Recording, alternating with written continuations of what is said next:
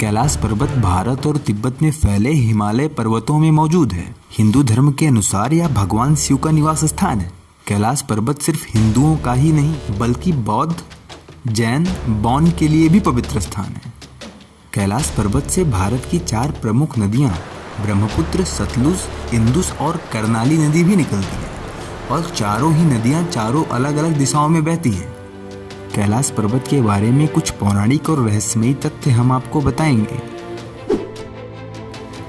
कैलाश पर्वत पर आज तक कोई व्यक्ति नहीं चढ़ पाया है। दुनिया के सबसे ऊंचे पर्वत माउंट एवरेस्ट पर हजारों लोग चढ़ चुके हैं, लेकिन कैलाश पर्वत पर किसी का ना चढ़ पाना पूरी दुनिया को हैरान करता है। बहुत से लोगों ने कैलाश पर्वत पर चढ़ने का प्रयास किया था, लेकिन कुछ लोग कम ऑक्सीजन और हार्ट अटैक के डर से वापस आ गए।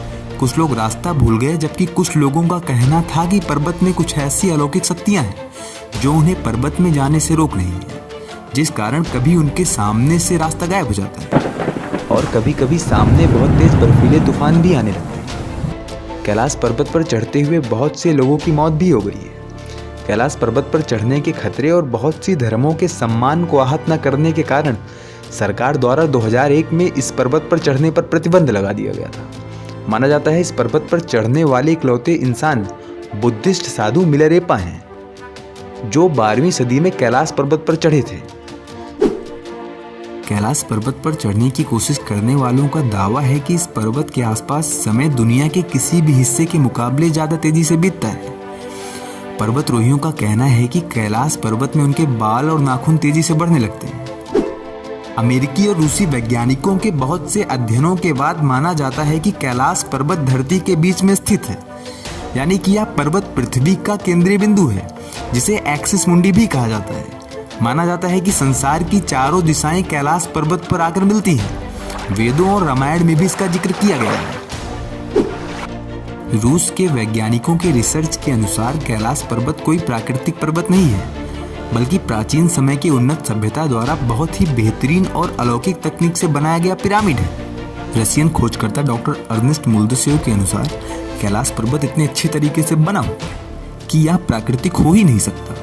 उनके अनुसार इस पर्वत का बाकी पर्वतों की तरह ऊपर से त्रिकोणी ना होकर 4 कोनों का है, जो 4 दिशाओं को दर्शाते हैं, और इस पर्वत का धरती के बीच में स्थित होना दर्शाता है कि यह प्राकृतिक नहीं हो सकता। उनका कहना है कि जब वो अपनी टीम के साथ यहाँ रुके थे तो रात के शांत वातावरण में कैलाश पर्वत के अंदर से किसी के बात करने और पत्थर गिरने जैसी कुछ आवाजें आ रही, जिस पर उनका कहना था कि इस पर्वत पर कुछ ऐसे लोग रहते हैं जिन्हें देख पाना संभव ही नहीं है।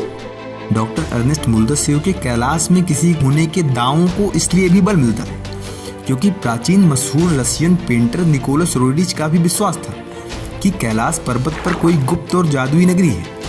इस जगह का जिक्र हिंदू और बुद्धिस्ट धर्मों में भी किया गया है, जिसे संबाला नाम दिया गया था। संबाला एक संस्कृत शब्द है जिसका मतलब है शांत जगह।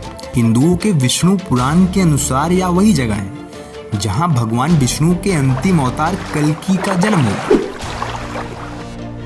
कैलाश पर्वत पर चढ़ने की कोशिश करने वाले बहुत से लोगों का दावा है कि यहाँ पर स्थान चमत्कारी रूप से ही खुद को बदलने लगते हैं।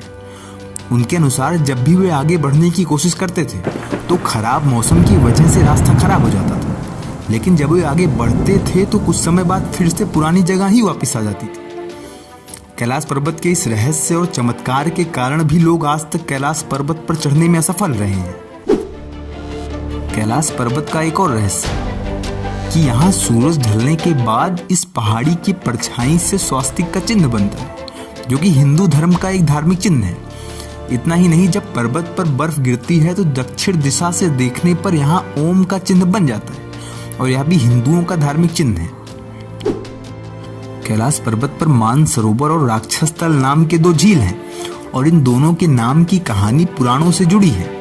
माना जाता है कि हिंदुओं के देवता भगवान विष्णु जी मानसरोवर झील में शेषनाग के ऊपर बैठते थे और पुराणों में इसे ही क्षीर सागर कहा गया। दूसरी तरफ राक्षस तल में माना जाता है कि रावण ने भगवान शिव की घोर तपस्या की थी।